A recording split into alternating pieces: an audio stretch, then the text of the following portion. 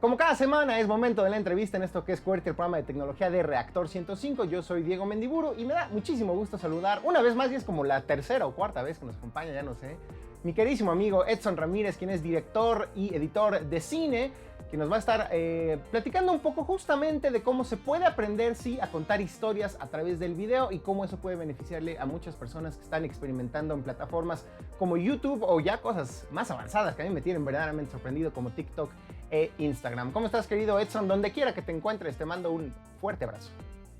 Muy bien, Diego, ¿tú cómo estás? Oye, Edson, pues vamos a estar platicando ahorita justamente de cómo existe algo que llamamos lenguaje cinematográfico y nociones elementales de cómo ordenar imágenes para contar historias. Pero antes de que nos cuentes a detalle por qué es importante que la gente se familiarice con eso, sobre todo en una época donde todo el mundo está haciendo video, empresas, organizaciones de la sociedad civil y por supuesto influencers, pues para que la gente sepa quién eres y por qué eres la persona correcta para explicarnos estos temas, cuéntanos un poco de tu biografía, qué has hecho, a qué te has dedicado, en qué producciones has trabajado. Bueno, Diego, mira, ¿por qué soy la persona correcta? No lo sé, pero tengo bastante experiencia en esto. Hace un par de años terminé un documental, Vatreni, un documental que habla sobre el fútbol, la guerra y su conexión con la independencia de un país en Croacia. Fue un poco popular, estuvimos ahí en medios, platicamos mucho sobre eso en distintos lugares. Tuvimos una plática tú y yo al respecto. Entonces, bueno, por ahí tengo esa experiencia, ¿no? Desde el documental, tengo experiencia trabajando en ficción, estudié cinematografía, ciencias de la comunicación. También tengo mucha experiencia como editor de cine, ¿no? Con diferentes softwares, con diferentes plataformas, para diferentes plataformas, es decir, televisión, VOD, cine. Bueno, básicamente VOD es, ¿no? Video on Demand, que es como conocemos básicamente ahorita muchas plataformas como Netflix, Amazon Prime, HBO Go, esas cosas, ¿no? Eso es, VOD. Muy bien. Y vaya, sí, cada una, ¿no? Creo que cada una de estas responde a las mismas necesidades, que es pues, contar una historia con imagen, video y sonido. Básicamente es imagen en estática, imagen en video, tal cual, ¿no? Que camina, digamos. En movimiento. En movimiento. Y sonido, música, diálogos y demás. Todas los lenguajes, todas las plataformas, todo lo que necesitemos, todas estas plataformas necesitan los mismos elementos para poder funcionar. Y entonces, ¿por qué es importante aprender el lenguaje cinematográfico? Pues porque el lenguaje, para mí, por lo menos, el lenguaje cinematográfico pues es la máxima, es decir, es lo más desarrollado de todo y a partir de ahí puedes, si tienes los conocimientos de eso, creo que puedes mejorar el desarrollo de tus historias, de cualquier cosa que quieras narrar en menor escala, ¿no? Digamos que para eso siempre hay formatos de duración. Básicamente tienes desde el cine minuto, que podría ser el cine minuto que ves en el cine o el cine minuto que hace alguien para TikTok o incluso más corto, ¿no? Tienes los comerciales que duran 15 segundos, 30 segundos. Es decir, la variedad de formatos y de tiempos, de duraciones, es amplísima. Y por lo tanto creo que el lenguaje cinematográfico, que es lo más desarrollado, que explica cómo se presentan los personajes, los conflictos, el desarrollo de las historias, pues es lo que más tenemos que aprender, cualquiera que nos queramos dedicar a esto, ¿no? A ver, más que una pregunta, tengo un comentario, porque sí, efectivamente, ahora que lo mencionas me pongo a pensar, bueno, ¿por qué en la era de YouTube y de Instagram Reels y de TikTok hablamos del lenguaje cinematográfico? Y digo, y nada más por simple y por sencillo que parezca, pues porque el cine fue antes, ¿no? Y el cine, me imagino, ahorita nos dirás, pues plantea los conceptos básicos de pegar imágenes en movimiento y audio, que luego fueron retomados y modificados y enriquecidos por la televisión, luego por los videos musicales y más recientemente por YouTube y por TikTok y por lo que venga, ¿no? ¿Lo ves así? ¿Es correcto? Pues es que mira, el cine para mí es básicamente lo que estableció el lenguaje, ¿no? Entendemos lo que es un close-up, lo que es un plano abierto, un plano cerrado, un plano de personaje, un POV, ¿no? Que es estos planos en los que te pones en la perspectiva de la cámara. Es decir, todo eso lo entendemos porque el cine desarrolló ese lenguaje. Es decir, ahora cualquier cosa que hacemos en video la pensamos muy intuitivamente, porque no cualquiera ha pasado por una escuela de comunicación donde te enseñan eso, o un curso de fotografía, ¿no? O una escuela de cine, pero todos tenemos en nuestro imaginario colectivo qué es un close-up, todos lo entendemos, qué es un plano cerrado. Y si no lo entendemos como concepto, entendemos la idea de que mientras más acercas la cámara a algo, más te acercas a un detalle de algo, ¿no? Y cualquier cosa que queramos, o sea, parece muy novedoso el TikTok y demás, ¿no? Pero utiliza los mismos elementos, es decir, tampoco es que sea tan novedoso, solo creo que lo novedoso no es cómo se crean esas historias, lo novedoso es cómo se promocionan, se transmiten esas historias. De acuerdo. Y entonces aquí viene la paradoja en donde uno ya no sabe qué vino primero, si el huevo o la gallina. Es decir, uno podría decir, ay, pero todos los youtubers que están allá afuera, primero los youtubers y ahora los tiktokers, pues son chavos, muchos de ellos que empezaron en la secundaria sin haber estudiado, ya no digas una carrera como cineasta, sin siquiera haber terminado una carrera, a veces sin saber haber terminado ni la prepa siquiera, y sin embargo son capaces de contar historias. Pero entonces ahí viene la paradoja, es porque han consumido el lenguaje cinematográfico desde niños, porque obviamente todos hemos visto series y películas en la televisión o en el cine, o es porque genuinamente, espontáneamente saben cómo copiar y pegar y hacer un programa de edición. ¿Y qué diferenciaría entonces, si ya lo tenemos un poco en las venas como consumidores, qué diferenciaría genuinamente especializarnos y aprender formalmente lo que conocemos como lenguaje cinematográfico? Pues mira, creo que justo ahí viene, otra vez, regresamos al punto de que hay algo que no hemos definido en esta plática ahorita, que es qué es el lenguaje cinematográfico o por qué se le llama así. O sea, el lenguaje cinematográfico se le llama así porque es un lenguaje que entendemos comúnmente, ¿no? Podemos establecer una comunicación entre una persona que crea algo, la transmite a través de imágenes, sonidos, a veces con diálogos, ¿no? La mayoría de las veces, pero... Y hay alguien más que puede recodificar esas imágenes, esos sonidos, para crear un sentido, ¿no? Eso es el lenguaje cinematográfico y eso está preestablecido al mundo del TikTok y del YouTube. ¿Qué pasa? Yo haría una diferenciación, es decir, creo que hay youtubers que hacen YouTube o que hacen sus contenidos a partir de lo que ellos han aprendido de otros youtubers. Y eso muchas veces no es tan interesante, ¿no? Aquellos youtubers que crean sus contenidos a partir de muchos más elementos, es decir, que se roban cositas o que abstraen cosas del cine, del teatro, de otros medios narrativos, hacen cosas mucho más interesantes. ¿Por qué? Porque además toda la tecnología que hoy existe para la televisión, para los partidos de fútbol, toda esa tecnología se desarrolló para el cine primero. Las cámaras lentas, las cámaras a 24 o 36 cuadros, el Steadicam, los drones. Que ahora ya cualquiera hace, los drones, cualquiera hace un movimiento con un Ronin o con un, ¿cómo se llaman? Muchos de estos Osmos, ¿no? Estos gimbals que les llaman, como estos aparatitos que se balancean a sí mismos, ¿no? Para que no parezca que se está moviendo tanto la imagen o la cámara. Esas cosas existen ahora porque se desarrollaron primero para el cine. Si el cine no hubiera desarrollado esa tecnología, pues no existirían como para los usuarios comunes que somos hoy, pues, todos, ¿no? Y entonces también te das cuenta, porque la verdad es que viendo muchos videos uno ve cosas muy impresionantes, ¿no? Que incluso se pregunta así como, pues, ¿cómo lo hicieron tan intuitivamente?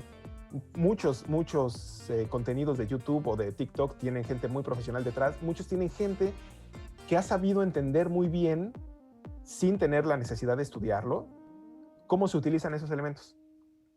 Pero no cualquiera tiene esa capacidad. También creo que hay que ser como muy, muy claros en eso. Creo que hay muchas cosas que sí se tienen que aprender muy duramente, ¿no? Y además, ¿qué pasa? ¿Y por qué para mí lo del cine es como más interesante? Es decir, una vez que tú, cada vez que quieres ampliar el tiempo o la duración de lo que quieres hacer, necesitas más herramientas para poder hacer que esas historias que estás contando sean más interesantes. Si tú te quedas con solo como los artificios no son divertidos. O sea, son divertidos por 1, 2, 3 minutos, pero no te hacen una hora divertida. Y es ahí donde el youtuber común, no puede dar el salto a contenidos más largos de 10 minutos. No. Desde mi perspectiva, es decir, yo tampoco soy el máximo consumidor de videos de YouTube, ¿no? Pero sí consumo bastante, es decir, al mismo tiempo entiendo un poco el lenguaje del cual estoy hablando, digamos, como consumidor. No, de acuerdo. Y creo que ahí es la pregunta central de esta entrevista es ¿qué tanto efectivamente una persona que se dedica a subir videos a YouTube o inclusive historias a TikTok o a Instagram Reels o a Facebook o a WhatsApp, ya todas las aplicaciones tienen esas cosas, cómo podría genuinamente hacer mejor contenido por el hecho de decir que ya tomó un curso o que ya entiende mejor a qué nos referimos con lenguaje cinematográfico y cuáles son algunas de sus técnicas básicas? Digo, yo me adelanto un poco y tú dirías, a lo mejor puede ser que eso, ¿no? O sea, empiezas haciendo videitos cortitos muy básicos, pero si ya quieres contar historias, videos más largos, más a profundidad, tarde o temprano vas a requerir este entendimiento de nociones básicas del lenguaje cinematográfico. ¿Cómo? ¿Es así? Mira, yo creo que todo tiene que ver con el sentido con el cual creas algo. Es decir, si lo que tú quieres es contar un chiste, pues, o sea, digamos, no porque todo tenga que ser chistoso, lo que voy es contar algo que se entiende, se consume y se termina en un periodo muy específico de tiempo, que es un periodo corto de tiempo, como en el canal de YouTube común, digamos, ¿no? Aquellos que hacen como una especie de ensayo sobre un tema y lo terminan y ya es básicamente como una especie de... Como monólogo. Sketch, ¿sabes? Un monólogo, ¿no? Creo que el YouTube tiene como esa tradición del monólogo de Adal Ramones, ¿no? De otro rollo de los 90s, 2000s, ¿no? Es decir, es corto, es efectivo, impacta mucho como en quien lo escucha, pero no pasa de ser eso. Si en el momento en el que quieres hacer algo que cuente algo con cierta profundidad, es decir, y es ahí a donde, por eso creo que el cine se despega de algunos otros medios en cuanto a esa profundidad de personajes, de emociones,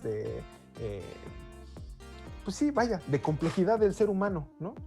Y no es solamente un monólogo sobre un tema para intentar hacer reír a alguien. Ah, bueno, ahí se empieza a complejizar la cosa. Es decir, hasta en el stand-up, tú puedes ver cuando un stand-up dura 5 minutos y cuando dura hora y media, el desarrollo que tiene el stand-up es básicamente el mismo que tiene cualquier narrativa dramática, por ejemplo, ¿no?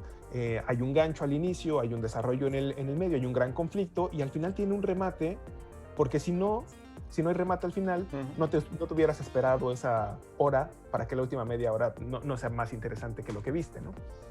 Pero eso pasa también, según yo, tendría que pasar también en el TikTok, ¿no? Sobre todo el TikTok tiene esta cosa de tener como una preparación mínima, no sé, 10 segundos, y un remate cagado, o un remate interesante, o un remate medianamente sexual, ¿no? Que hay muchas cosas que tienen que ver con estos bailes sexuales y demás que se repiten y se repiten todo el tiempo, ¿no? ¿Qué recomendaciones le daría a las personas que están creando contenido en video para mejorar su lenguaje, para mejorar y hacer más entretenidos sus videos a partir justamente de las técnicas que utilizan cineastas y personas profesionales en el mundo del cine? ¿Cómo hacer mejores videos con lo que nos ha enseñado el arte, el séptimo arte que es el cine? ¿Qué dirías tú? ¿Cuál sería tu primer consejo? Primero me la pones difícil, ¿no? Porque, vaya, creo que explicar muchos de estos contenidos en 3 minutos es bastante complejo, pero primero, ¿no? O sea, creo que sí hay que entender que hasta el chiste más sencillo tiene una preparación, ¿no?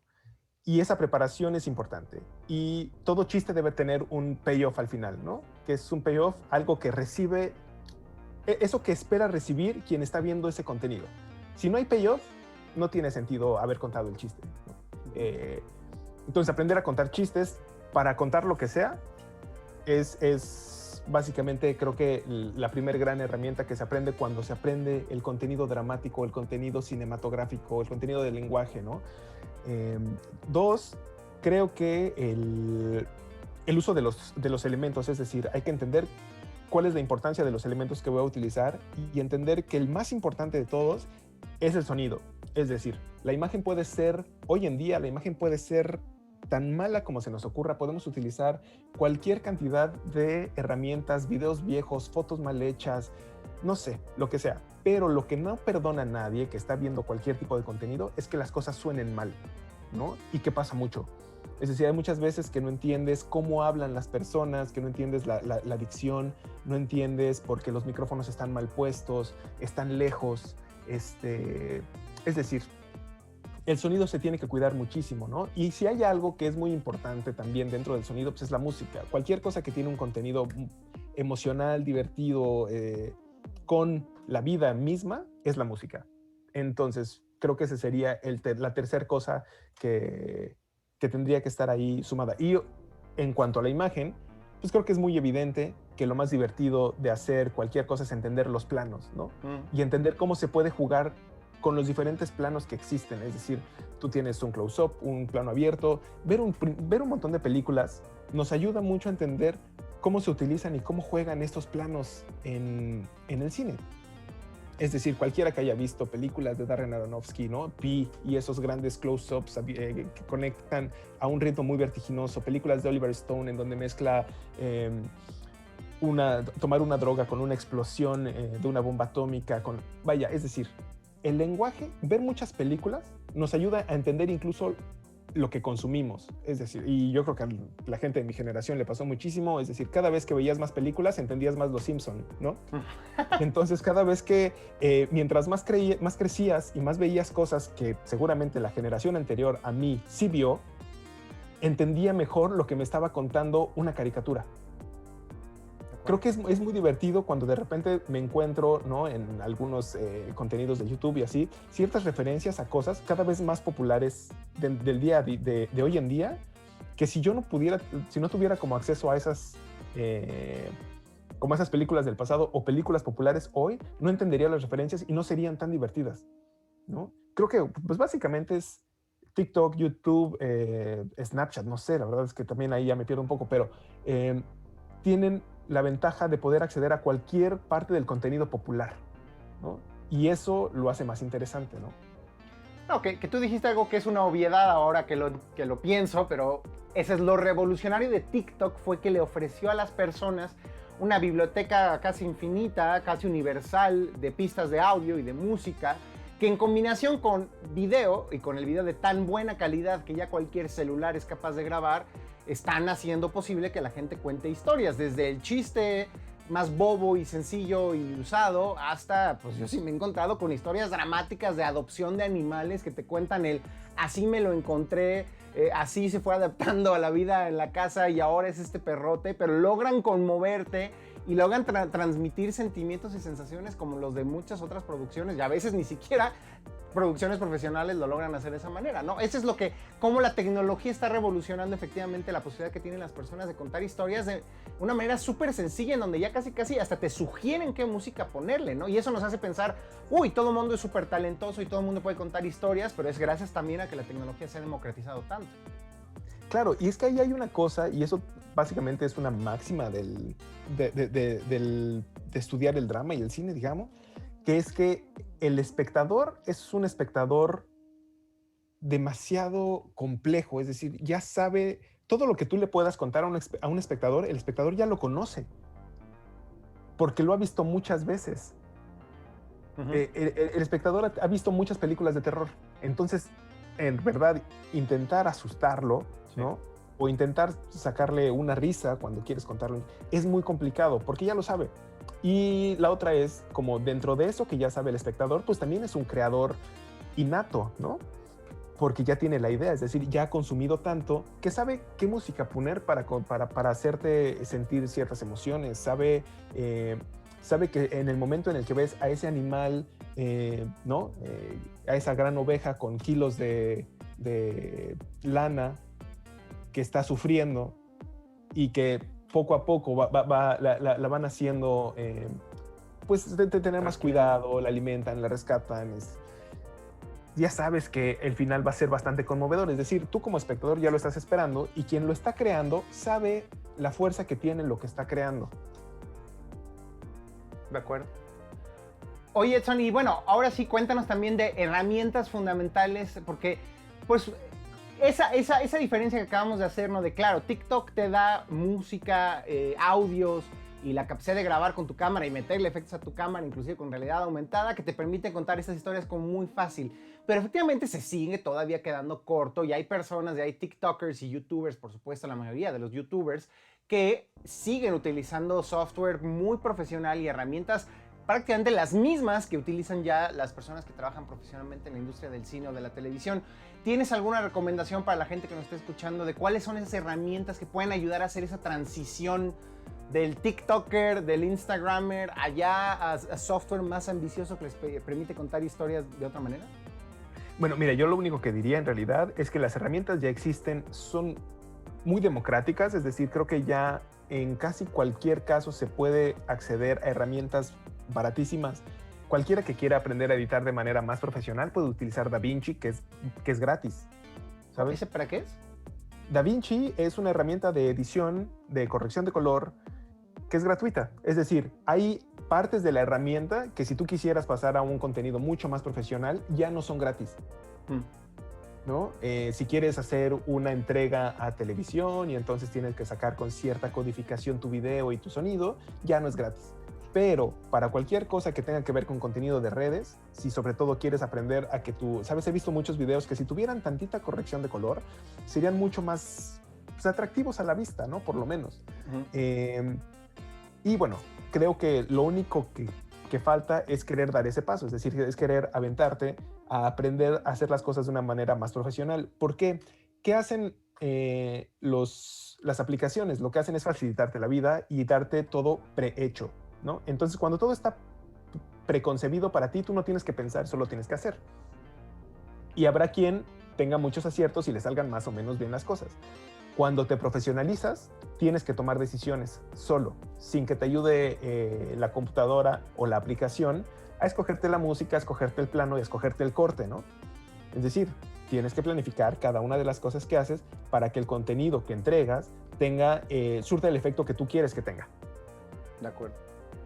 Oye, ya nada más... yo dije, por ejemplo, DaVinci porque es gratis, pero la gran herramienta hoy en día pues, sigue siendo entre Final Cut y Premiere, ¿no? Adobe Premiere, en la suite de Adobe que digo, casi un montón de gente la tiene. Si eres estudiante es mucho más barata, la pagas al mes.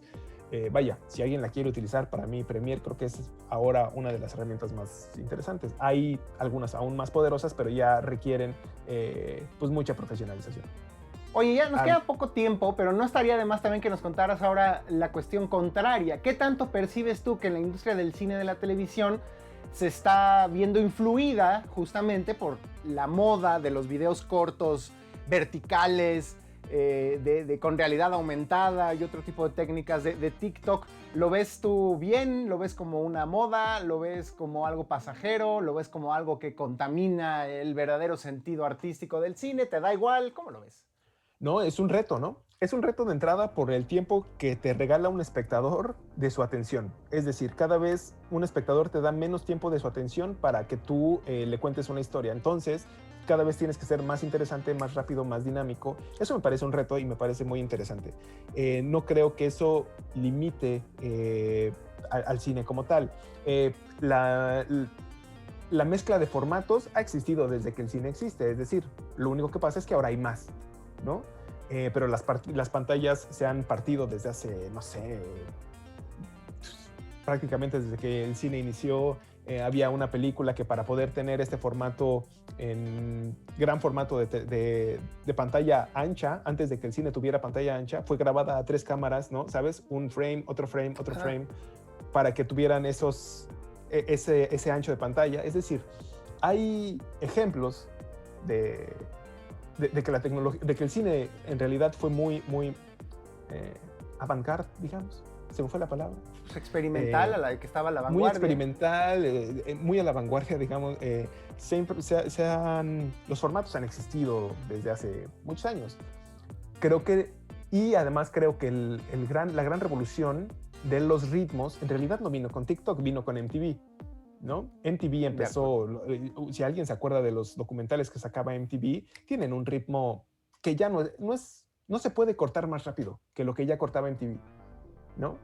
Entonces, pues digamos, el cine ya se acomodó a esas cosas y vienen más acomodos. Seguramente los que ahora crean contenidos para este tipo de plataformas, que después quieran hacer contenidos para cine, televisión, ¿no? Las series tienen esta cosa de estar como muy en el medio, ¿no? Pues seguramente podrán incluir más y más y más este lenguaje al que por lo menos yo no estoy tan acostumbrado. Es decir, a mí no me queda tanto ese ritmo tan vertiginoso, ¿no? Uh-huh. Y sin embargo me veo en la necesidad de intentar crear cosas con ese ritmo para que el espectador hoy en día no se aburra. De acuerdo. De acuerdo. Sí, ya estamos todos muy acostumbrados a esa vorágine de los videos cortos que vemos en internet. Oye, Edson, se nos acabó el tiempo, pero pues obviamente mucha gente va a estar muy interesada en justamente, después de haber escuchado la relevancia que tiene el lenguaje cinematográfico al momento de contar historias en video, sin importar si es YouTube, TikTok o una película de Christopher Nolan, seguramente estarán interesados en aprenderlo, en conocer más de cerca cómo se edita una película, cómo se toman decisiones de cómo contar historias, de qué dejar dentro de la película, qué dejar fuera y cómo eso puede ayudarles a ser mejores YouTubers o TikTokeros. ¿Hay alguna manera de entrar en contacto contigo, de aprender de ti, de saber un poco cómo le haces tú en tu chamba cotidiana de hacer cine? Bueno, sí, definitivamente. Justo ahora estoy por empezar un taller, empezará el 11 de mayo. Y es un taller en el cual intentamos, más bien intento, ¿no? Transmitir esos conocimientos que tienen que ver con cómo se entiende una película desde el punto de vista del montaje. Es decir, desde que arrancas una película tendrías que estar pensando cómo la vas a editar, ¿no? Pero muchas veces ese conocimiento se olvida, ese conocimiento como que no se piensa cómo va a terminar siendo la película, ¿no? El editor muchas veces solo sabe manejar una computadora y eso... a lo mejor ahí estoy siendo como muy limitado. Es decir, el editor a veces se cree que el editor no necesita saber, por ejemplo, de cómo escribir un guión, ¿no? Porque es básicamente ya le llegó todo el material y él lo tiene que solamente poner en una pantalla. Sin embargo, es una de las partes más importantes porque se nos olvida muchas veces que cada uno de los procesos de escritura, dirección y montaje de una película tiene mucho que ver siempre con volver a contar una historia. Y para poder volver a contar una historia tenemos que tener las bases que tendríamos que tener para poder escribirla de cero, ¿no? Ya. Entender de géneros y demás. Es decir, entonces, bueno, yo estoy dando un taller con el cual empezamos el día 11 de mayo y para el cual pueden contactarme, digamos, vía Instagram o correo electrónico, ¿no? Mi correo electrónico es ramirez.edson@gmail.com, Instagram @ermartel, y es un taller que va a estar durando más o menos un mes, 8 sesiones, 2 horas. Esa es más o menos la información que te puedo dar, grosso modo, ahorita.